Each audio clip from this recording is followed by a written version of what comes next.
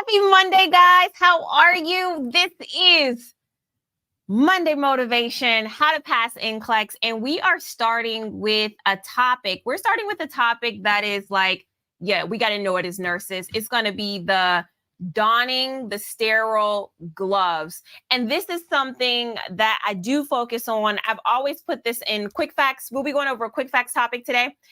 And the reason why I put this in quick facts is because when you think about what nurses are responsible for, when it comes to patient safety, maintaining a sterile field is primarily going to be the nurse's job. Like when you're doing a procedure, you have to not only maintain your own sterile field, but even if you're working with a physician, you have to monitor and make sure that he or she does not break their sterile field. So we're going to start with the clipboard, okay? And the clipboard is just going to allow us to make sure that we are starting from the same place. So sterile gloves, okay? Sterile gloves. When do we use sterile gloves? When do we use sterile gloves? For what type of procedures? Because we don't use sterile gloves for everything. You're not setting up a sterile field when you go and do vital signs. You're not setting up a sterile field even when you start pulse oximetry, things like that, right? So I like here. We are using sterile gloves for, I like it. Good job. Comments on the screen. We are using sterile gloves for invasive procedures.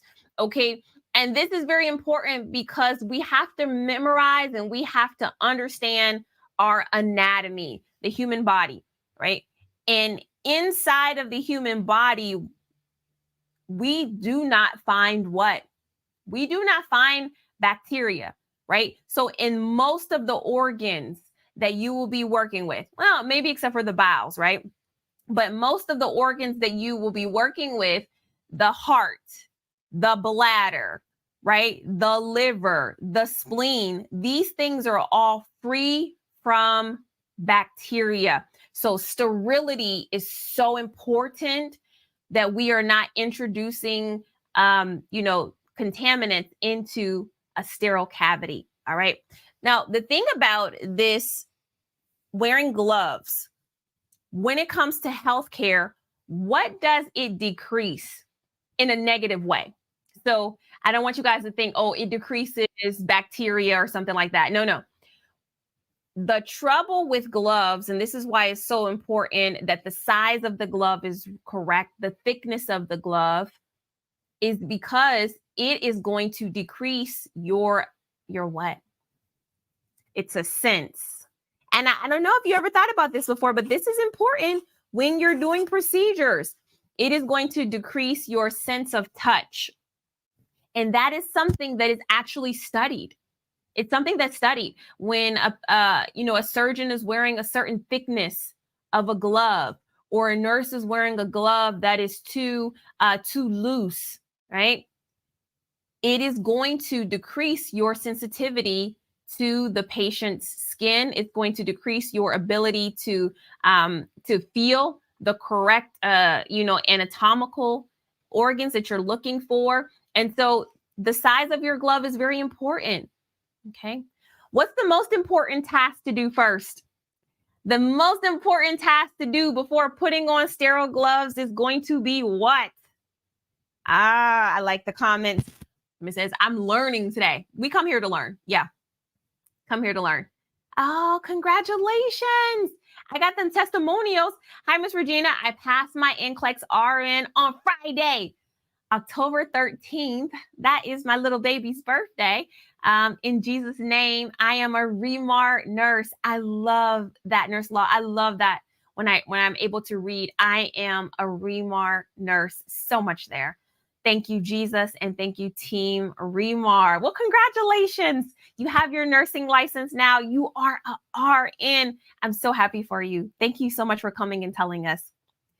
We do the most important task to do before putting on sterile gloves.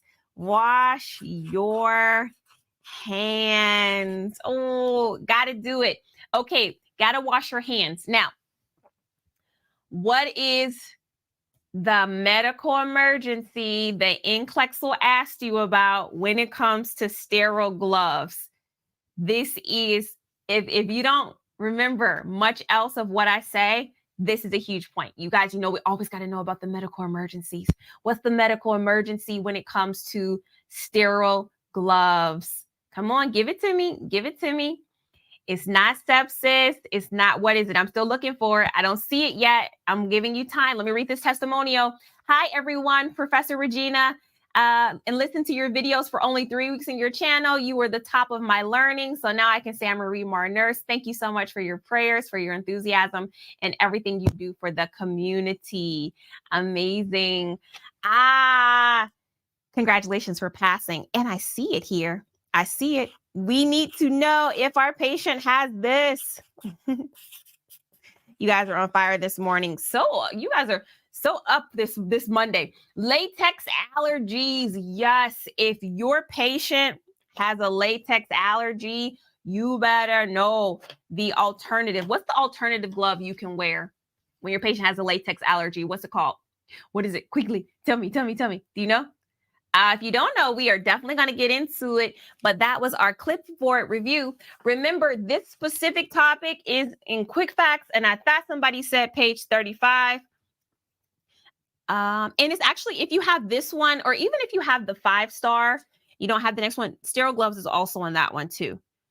35. Okay, let's get into it. We are talking about, donning sterile gloves on today. This is Monday, a beautiful week. Hey, if you have not liked us on the ReMar for NCLEX Facebook page, take a moment to do so, because we are going to be into our giveaway seasons, and I will be specifically picking people from Facebook to give our prizes away. So like us on Facebook. And you guys know this time of year we do events for ReMar, and you don't want to miss the event that's happening this month in October. We have it coming up. Have you registered for it? You have the workbook. It's Scary Topics. NCLEX Scary Topics. Sign up for remarnurse.com/scary. It's scary. And let me just say this, because people are like, oh, you're celebrating Halloween. Why do you do scary topics? Why would you recognize it? It doesn't have anything to do with Halloween. People are watching scary movies. They're going to haunted houses. They doing all kind of stuff. To me, nothing is scarier, no matter what time of year it is, than not being prepared for your NCLEX. That is the scariest thing that can happen to you. Showing up for that exam and realizing, I did not study this, okay? And so maybe it says, I got my workbook so ready for the scary topics. It's going to be a 3-day event. So make sure that you sign up for it, because the workbook is ready. I'm ready for you guys this year. remarnurse.com/scary. Get there. Also, share your video, bring a friend, start a study group, all that stuff. Okay, donning sterile gloves. So donning sterile gloves, we are just talking about the process of putting on sterile gloves, because there are steps. There are steps that take place in order for you to maintain your aseptic conditions during this process. Sterile gloves are typically used in the medical and healthcare setting. You can see them if you're going to do inpatient work, if you're going to do outpatient work, it's going to require you to get sterile. So you have to know about it. If you take an NCLEX, you have to know this. Now, there are different types of sterile gloves that you should know. And this begs for my allergy question that I had. If a patient's allergic to latex, which latex is made from what? A rubber, okay? And the reason why latex is so popular is because latex allows you to have good dexterity and also good sensitivity.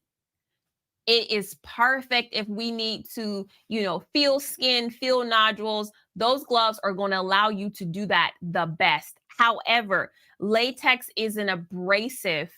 It is an abrasive material. And so there are some patients who have allergies to latex.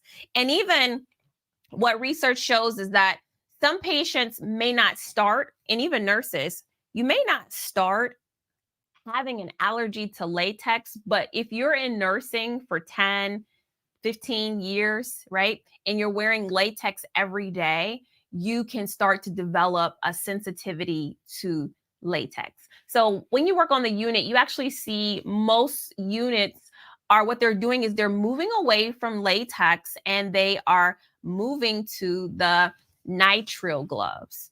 And so nitrile gloves are the suitable alternative for people with latex allergies. And they offer a similar sensitivity to latex. And so now, do you guys see this? Now the nitrile gloves, do you see these now? I see these more than ever. I see these more than ever. So they are another type of glove. Yes, mechanics and nail tech. You guys are like, there's other people that develop beauticians, mechanics. Yeah, anybody that wears latex over a period of time can develop an allergy to it. Good comments, great comments. Vinyl gloves are typically what we see. They're also made from synthetic material. But you know what's the difference between vinyl gloves and nitrile gloves or latex gloves? Like, why do we see vinyl gloves pretty much everywhere? Like, why? You can go literally, if you wanted to go to Dollar Tree, you can go and get you some vinyl gloves. Why are they very popular on this planet? Why are they so popular? Because the vinyl gloves are cheap. They are cheap. And so they are pretty much the economical option. But if you look at them, they don't allow you to have the same sensitivity. They don't allow you to have the same sensitivity. Neoprene gloves are made from a synthetic rubber. However, they are more appropriate. We don't use these too much in nursing. They're more appropriate if you are handling chemicals. So typically in laboratory, unless you're going to be doing research nursing or working in the lab, you will probably be using these neoprene gloves, but I don't see us using them pretty much for our standard of nursing care. Yep. So it's the nitrile gloves that will be the appropriate alternative if your patient has a latex allergy. Check that note there. Factors to consider when selecting gloves for different procedures. So of course, we're going to look at the material that we're handling. If there is a need for sterility, the size, the thickness, allergies, and the task-specific considerations. I saw somebody put that we're always sterile for wound dressings. Is that true? When we do wound dressings, do we always have to create a sterile field? What say it, you guys? And I thought that was a really great question because we have nurses from all different levels of entry. Some of you are new nurses, some of you are, seasoned nurses. So I want to make this clear. When you are doing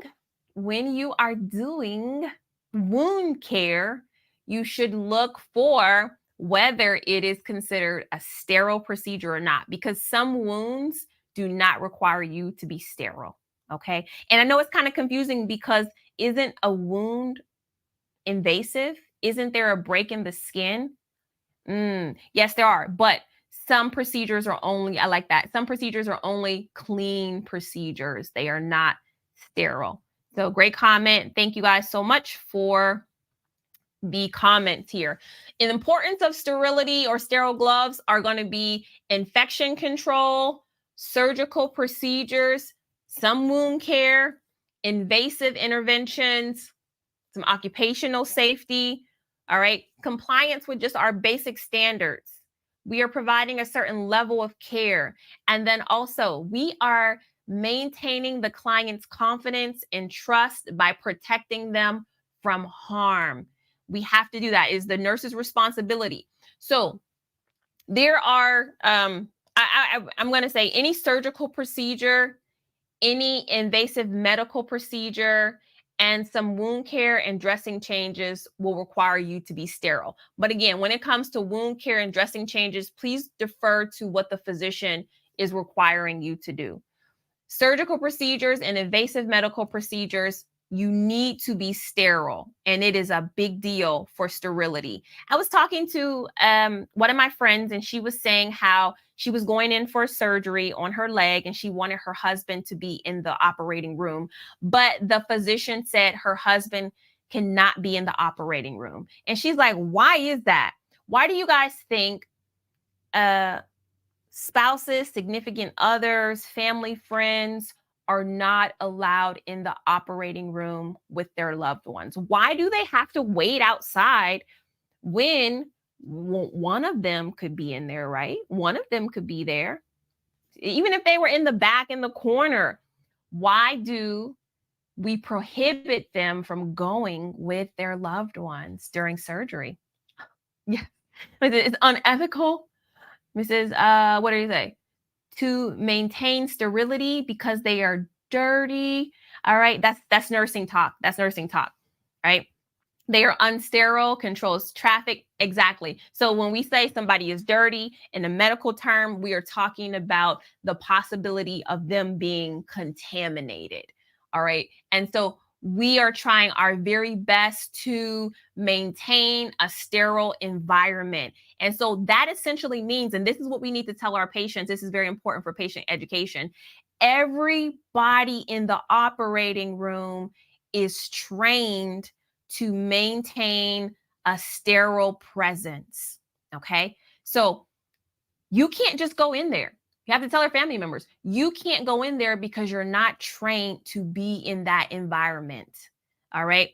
Because you don't know that if you sneeze, right, you just contaminated the entire area. Things like that. Yes, this is also for LPNs also. Absolutely.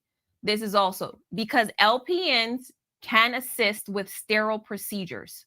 All right. And so, yes, these are the real life conversations that Next Gen NCLEX wants us to be able to have with our patients and their families, especially if you want to work in peds.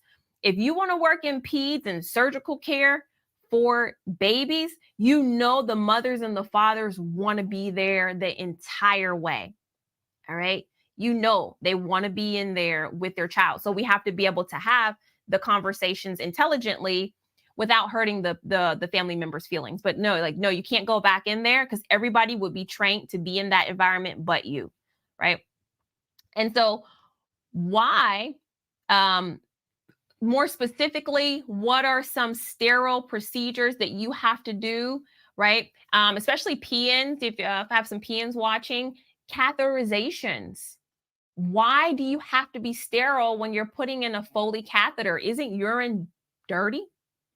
Isn't urine a byproduct of toxins? Why do we have to be in a sterile environment? Yes, some C-sections. And I love they allow one person to accompany you during C-sections. But where is that person positioned? Right? That person is there. And of course, they've done the research and they've said that during labor and delivery, the patients do better when they have a supportive person. Okay. The patients do better. It affects the outcome of the mother when she's able to have a supportive person in the room. Right. But where do we keep them? We keep them away from the sterile procedure. So, like, we put the drape up so that everything below that drape, the person is not contaminating. It is difficult. Somebody says that we had a husband pass out. Yes. And so then the husband becomes a patient. So it's tough. It's very tough. But I was asking the question, why do we have to do an invasive sterile procedure when it comes to the bladder, when urine is supposed to be what? Urine is supposed to be a waste product. Good question. The reason is because the bladder, inside of the bladder, where we are about to put the catheter, is what? Is sterile. Inside of the urinary tract is sterile. All right. So it is very, very important that with Foley catheters, and I don't care what the situation looks like. I know you're probably going to be in a bed. The patient might be dirty themselves. They may not have had the chance to have a bath, or the bed linens might be dirty, and you just got to get this catheter in. You still have to be able to maintain and set up a sterile field, because you're about to insert an object into a sterile bladder. Okay. And so when this is not done correctly, what happens to the patients? What happens to the patients in the nursing home? What happens to the patients in the hospital or the rehab when the nurse is very nonchalant about sterility, right? Very, very, very sad. Okay. So, and we have also the obstetric and gynecological procedures. Those also have to be sterile. And we understand that the uterus, the cervix, those are all sterile. Those are all going to be sterile environments.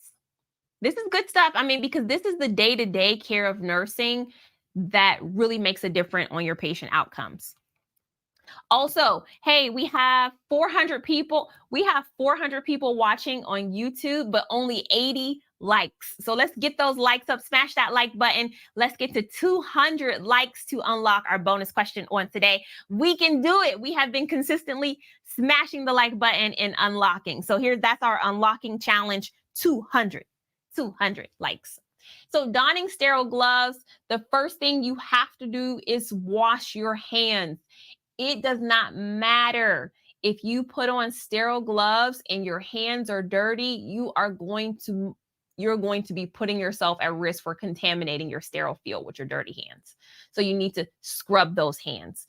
Get the supplies that you need, select the appropriate size gloves. You got to set up your sterile area. And again, the detail in this is in your quick facts book. We're just doing a high-level overview. Remember, sometimes opening the sterile package opening the sterile package with the sterile gloves by using caution. What you're going to be touching is the flaps around the package. Remember, the 2-inch border. The 2-inch border is considered the safe area for where you are grabbing everything. Okay.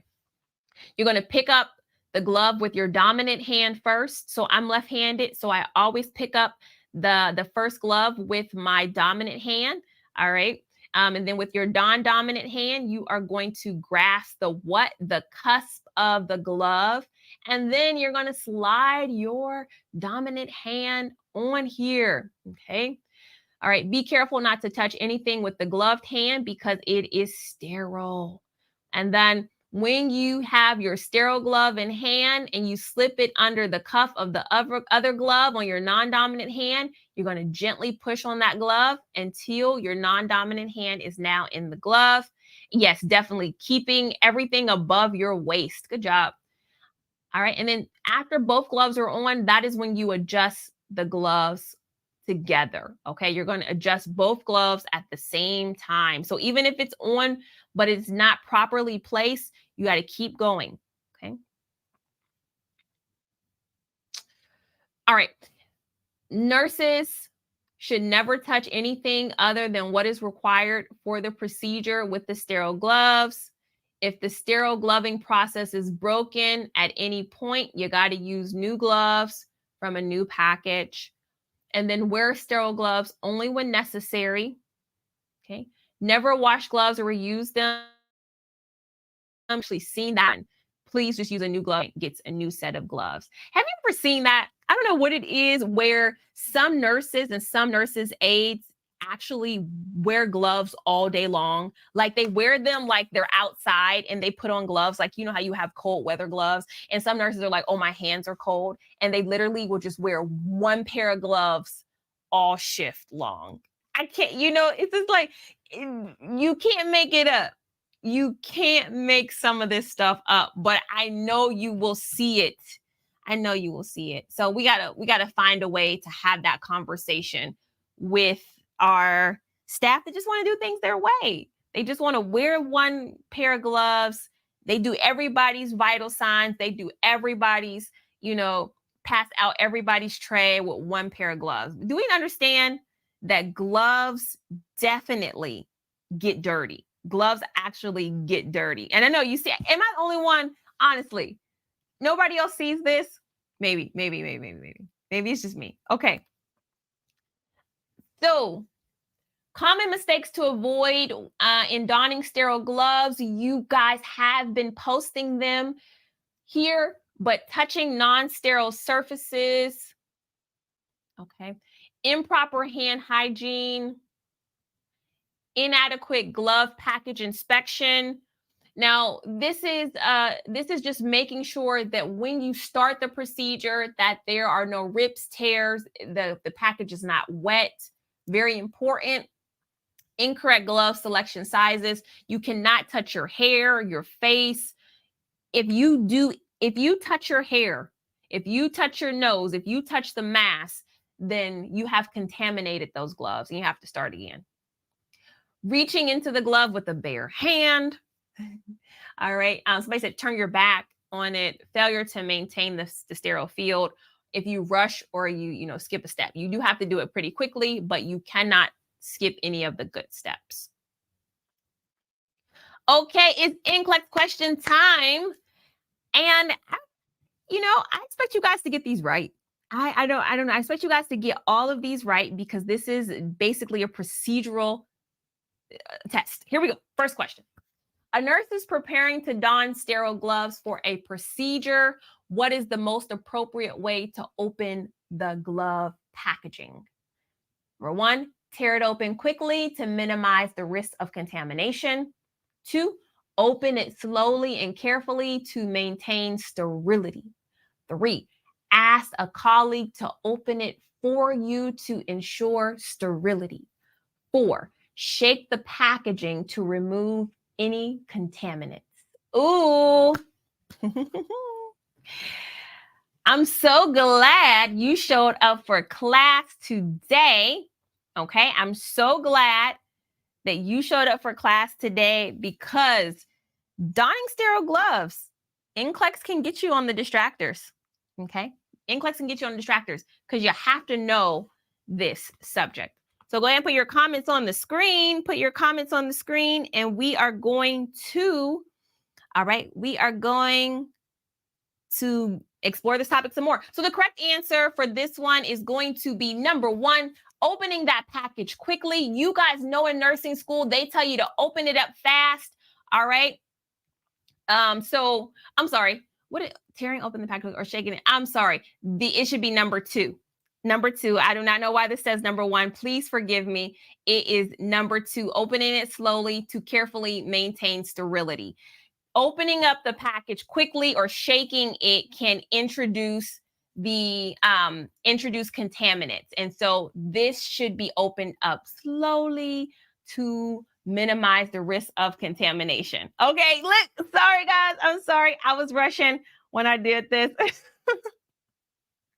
Please forgive me. Can I ask humbly for forgiveness? I apologize, y'all. All right, okay, all right. Let's move on to number 2. All right, okay. Here we go. When donning sterile gloves, what is the best way to check for proper fit and comfort? Number 1, adjust the gloves after they are both on. 2, ask the colleague for their opinion on the fit. 3, choose gloves that are slightly larger than your hand size. 4, assess fit by gently moving your fingers within the gloves. Man.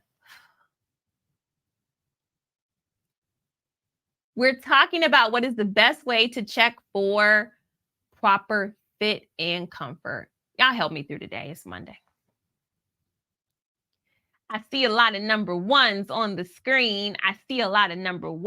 screen. Correct answer is indeed number 1. Adjust the gloves after they are both on. You want to make sure that you have sterility on both hands because when 2 hands are sterile, then you're going to be able to communicate with those 2 hands, understanding that they won't be contaminating each other. So you got to get the sterile gloves on.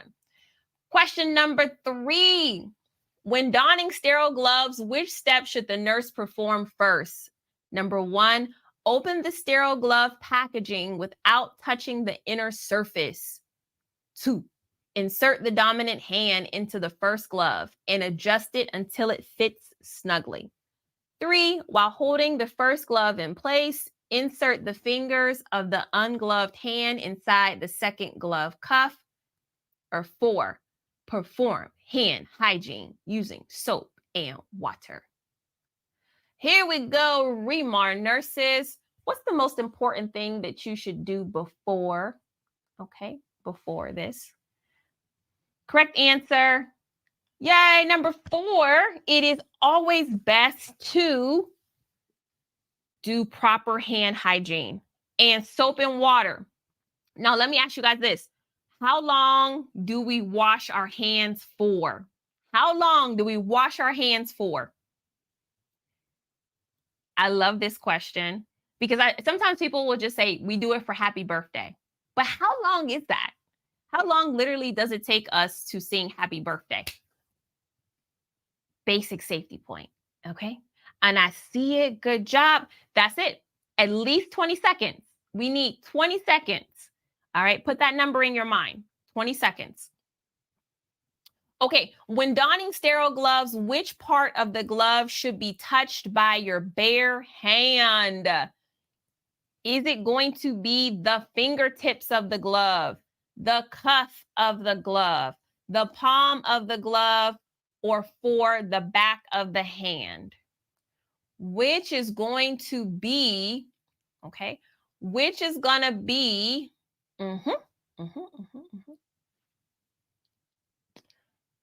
I see a lot of 2s. Everybody is screaming 2, 2, 2, 2, 2.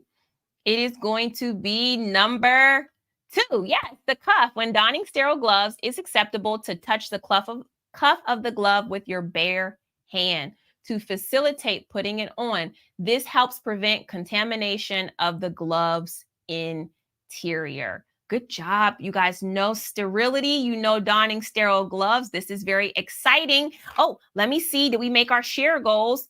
This is the most exciting part. Did we get to our 200 share goals? Let's see. What did we got? We have 544 people watching, and we have 233 likes. Good job. All right. So the bonus question is unlocked. You guys did it. Teamwork makes the dream work. Here's the bonus question right here.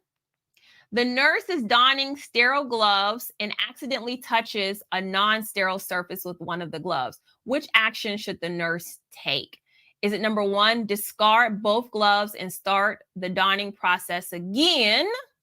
2, remove the contaminated glove and continue donning the other glove. 3, ignore the contamination and continue donning both gloves as usual. Just ignore it. 4, wipe the contaminated glove with a sterile cloth before continuing. So if you have a glove on, you accidentally touch a non-sterile surface with one of the gloves, what do you do? Do you just start all over again? Do you just remove the one contaminated glove and continue donning the other glove? Do you ignore the contamination and continue donning both gloves as usual? Or 4, do you wipe the contaminated glove with a sterile cloth before continuing? What are you going to do? I hope everybody did choose number 1. Yes. Okay. When you are in the midst of a sterile process and you break that sterile field, especially with a glove, you got to start all over again. Just wrap up everything, ball it up, and throw it away. And just throw it away because you have to protect your patient. This is how serious it is. And know that you probably just threw away $200. All right. Those sterile kits can be $200 to $500 depending on what is in them. So it is very, very important. Were you a safe nurse? Did you get 5 out of 5? Did you get it? Did you get 4 out of 5 even? Oh, I'm so happy that we went over this subject. And you know what? What I love about our study groups is that we are studying things that you have to memorize anyways, right? So I really want you to understand that showing up on Mondays and Wednesdays is definitely a part of you being prepared, because some of you guys, although, you have Quick Facts, which is a great resource, you're audio visual learners. So hearing me explain it, or just basically saying what's in Quick Facts, helps you to memorize it quicker. And I think it's really beneficial from the feedback that I'm getting. So let's continue on our study group. Part of the program has been served, the educational part, but you guys know that I also like to do Monday motivations across the nations. Look up God will show up. Look up God will show up. How many people need God to show up for them this week? How many people need God to do a miracle this week for you? Okay. Do a miracle this week for you. I want to just tell the story of a person who needed God to really show up when they were praying. And sometimes when we pray, we don't necessarily feel like our prayers are getting answered, and we get tired of waiting. And then, so over time, you become discouraged because you're wondering, like, God, do you see me? Do you see me down here?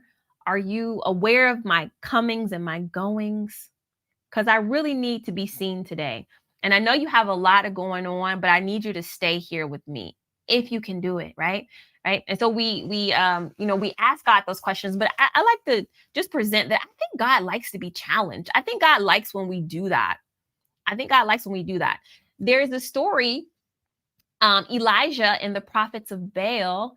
And I like this story. It comes from the Bible in the book of Kings. And when you when you see this title, the book of Kings, you kind of think that in the Bible it's going to be all about kings, but really a lot of it is just about Elijah. Like a lot of it, I don't know why they didn't just call it like Elijah, but anyways, it's the book of Kings and it tells the story of Elijah. So let me go here.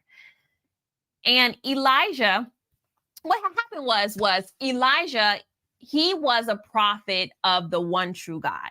All right. And so he's put in a situation in the book of Kings where he has to confront a king. And the king's name was Ahab. You guys know Ahab, right? And so the thing about Ahab is that he was supposed to be God's guy. Like he was supposed to be the king that was going to have everybody worshiping God. He was the king over God's people, the Israelites. He was supposed to be the stand-up guy. But he had married this woman who was like, I don't know, she was like the worst type of woman. She was a deceiver. She was a murderer. She was into witchcraft. She was into worshiping other gods. What was that woman's name? And it's a woman that, you never want to be called this, but in common culture, if you're called this, then you're not a good woman. Like you would never want anybody to call you his wife's name. Who was his wife? His wife was Jezebel. So if you heard of Jezebel, but you didn't know where she came from, this was King Ahab's wife in the Bible, right? And so he is led away by this woman in his life. And Jezebel is like, causing all kind of mayhem. She's killing God's people. She, instead of having people worship God, she has people worship all these idols. Baal is one of them. Asherah is one of them. So anyhow, Elijah goes to King Ahab and he challenges Ahab to gather all the prophets of Baal. So it was 450 prophets of Baal and 400 prophets of Asherah, which was another, false god. He says, meet me on Mount Carmel, all of y'all, one of me.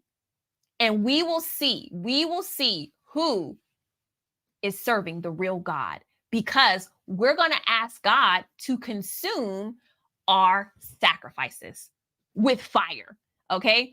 Who has the faith of Elijah to say, I'm challenge my God. My God can do mighty things and it will be all y'all against my God. Oh, I love this story, right? Because it's so suspenseful. So you have like 800 people against one Elijah. And so Elijah sets up his altar for the Lord with the sacrifice. And the prophets of Baal, they do the same thing, right? They set up their altar And they are, I'm telling you, they are praying, they are dancing, they are trying to call their God, wake up, God, wake up.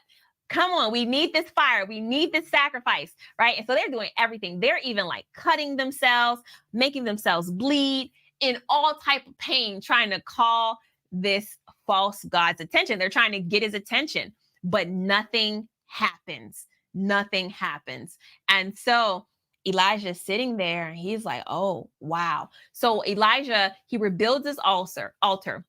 He places the sacrifice on it. And then what he does is he pours water to make the wood wet. Like he challenges and he wants to demonstrate that my God can do the impossible. That is what he believes. And he's not afraid to do it in front of a multitude of people. You guys ever know, like sometimes it's hard to serve God when you know you're not in the majority.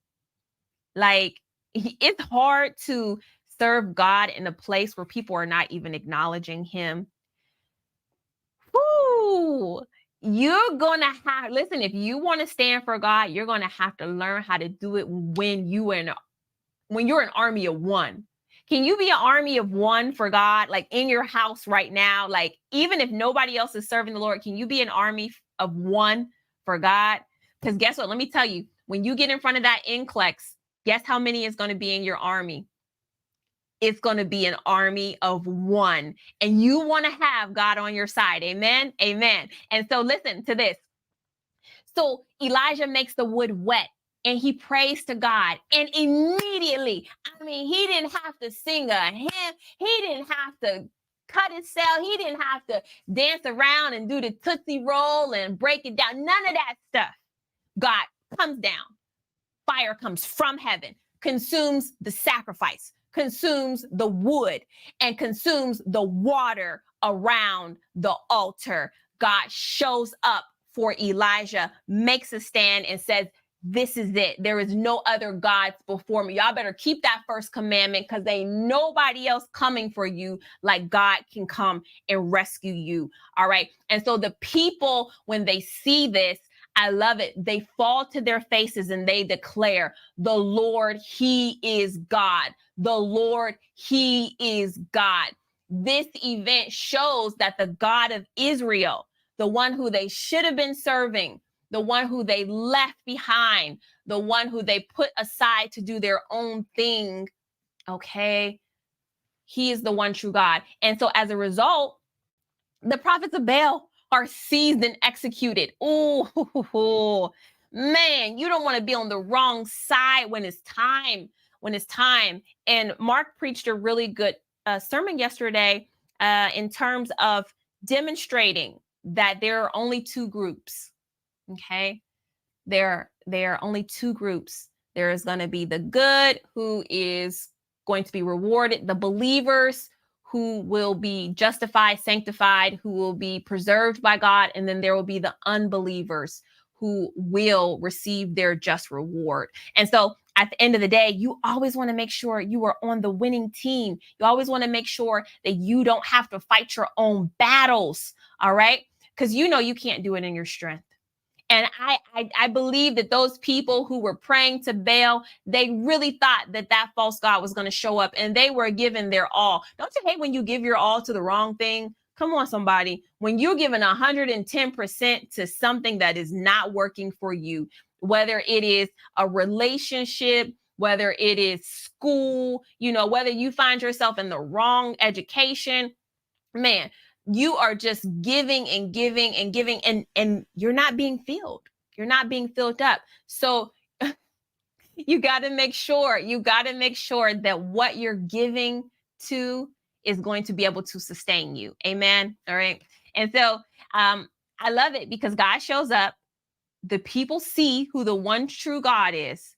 And so at the end of the day, this is it right here. God answers persevering prayers. Now, he may not show up when you want him, but he's always what? Come on, somebody. Help me do this thing. He may not show up when you want him. Somebody know the rest. And so you have to be okay with waiting on the Lord. You have to be okay because I'm telling you, when he shows up, he changes everything. And so you have to believe. you gotta, if you can do it all by yourself, all right, then you don't need faith. And so we have to be okay with seeing things big, like big things in our lives, and knowing that God can do them. He will show up. And check this out. This is it right here. Instead of dwelling on what God has not done for you yet, okay, give him your problems. Use the opportunity during this time to talk to him about it. Because God doesn't mind your questions. I see people in the Bible asking questions, right? We talked about Job asking questions. I think that God is open for the conversation, but you have to understand, most of us are not ready for God's answers because we can't even understand them. Like he said to Job last week, where were you when I created the world? Can I even have this conversation with you? Because the depths of my knowledge, you don't even comprehend. I just need you to believe. I mean, how many parents have children, right? I have a 2-year-old, I had a 3-year-old, I have little babies. When they come in the kitchen, I tell them, don't touch the stove. Don't touch it, right? And so I tell them, no, don't do it, right? And I have to watch them make a decision whether they're going to trust me to not do it or not. Because if you're 2 years old, I can't say, don't touch the stove, it's hot, you'll get a 2nd or 3rd degree burn, you're going to end up in the hospital, right? They can't comprehend it. They can only comprehend the no. That's it, right? And some of us, we're like that with God. God cannot explain, hey, you're going to take this test, you're going to pass NCLEX, I'm going to put you on a 10-year journey to carrying out the ministry, you're going to save some life, because you wouldn't even be able to comprehend all he's going to do for you. You wouldn't even be able to understand it. So quit asking for it. God just needs you to have the one word command, wait, right? That's all you can comprehend right now. But you wrestle against that, right? Maybe God is giving you the command, pray, right? Study, right? Believe, trust. And he's not about to explain to you all the mysteries of the universe in order for you to trust. You just need to trust, right? Because he's done it for you in the past. He's going to show up again for you. Give him an opportunity to do it. But you have to do your part. And it's not asking a million questions like why, when is it coming? What position am I? You said you was coming. What number am I in line? Am I number 13 or am I number 33? When is my deliverance coming? You know what I mean? And so we're all in the same place right now. We're all in the same place. I like that. Trust and obey. Yes, I love that song. Y'all know that hymn, Trust and Obey. Yes, all you have to do. But so we'll get there. We'll get there, guys. But again, our PowerPoints. God answers persevering prayer. God will answer the prayer for those who truly believe in him. God will show up instead of dwelling on what God hasn't done for you yet. Okay. Take your problems to him and talk to him about it. Talk to him about it. Can we do that? I believe that we can. Oh, man. Here's the scripture. Therefore, I tell you, whatever you asked in prayer, believe that you have received it and it will be yours. Oh, yes. Okay. Oh, yes. I love that. Because look what all we have to do. We have to pray. We have to believe. That's it. And we can all do that. We can all do that. Thank you guys so much for watching and joining me here on Monday. What a great class we had on today. I am excited that we are on this journey together until you get your license. I'm so happy you found me here. I'm so happy you found me here because if you have to take NCLEX, then the things that we talk about will surely help you on the tough goal, okay? It's a tough journey. If it was easy, everybody would be doing it. Everybody would be doing it. But no, guess what? It's just you and me. And so that's it. We're going to rock. We're going to rock it out. We're going to make sure that 2023 is a good year and 2024 is the next thing coming. We are literally on a countdown to 2024. So please make sure that you like, subscribe, follow me so that every event I have, you will be there and we're going to get this thing done together, guys. Thank you. Thank you again. Now go be great. And remember this, I say it all the time. You know it. You can, you will, and you must pass NCLEX.